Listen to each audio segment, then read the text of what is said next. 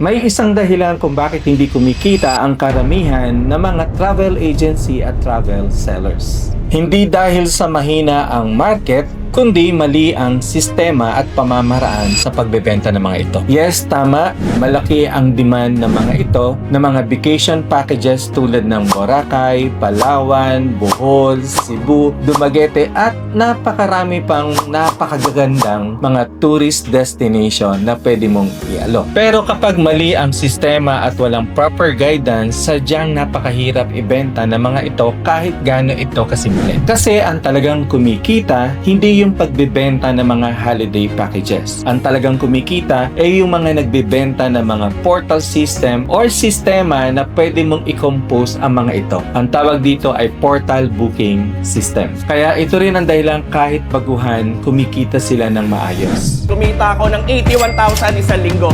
Hi, my name is Yul Magno, dating front desk officer. Digital photographer. Isang master teacher, dati pong factory worker, dating empleyado, Isang BPO at fitness coach.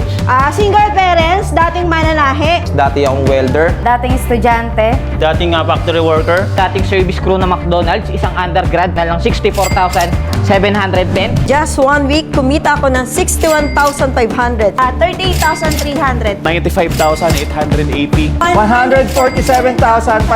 77,580. 32,000 in just 1 week. At pag kinita ko lang naman ngayong linggo, grabe, 111,000 pesos. 61,500. In just 1 week, kumita po ako ng 47,500. Fly high to success! Thank you, Supremacy! We will reign supreme! Malaki at malawak na merong demand sa mga ganitong holiday packages o vacation packages, hindi lang sa Pilipinas at ibang parte ng mundo. Pero kapag meron kang guidance, sistema at mentoring, mas magiging organized at simple yung pamamaraan ng pagbebenta ng mga holiday packages. At yun din na magiging dahilan para magkaroon ka ng magandang experience sa ganitong uri ng negosyo, mas lalo na dito sa online. Kaya kahit maraming baguhan dito sa sistemang ganito, marami ang kumikita. Kaya i-message mo na ako kung gusto mong mas malubusan mong maintindihan kung ano ang ganitong uri ng negosyo. Para lalo mong maintindihan kung ano ang ino-offer ng SI Travel Services. Ngayon lang.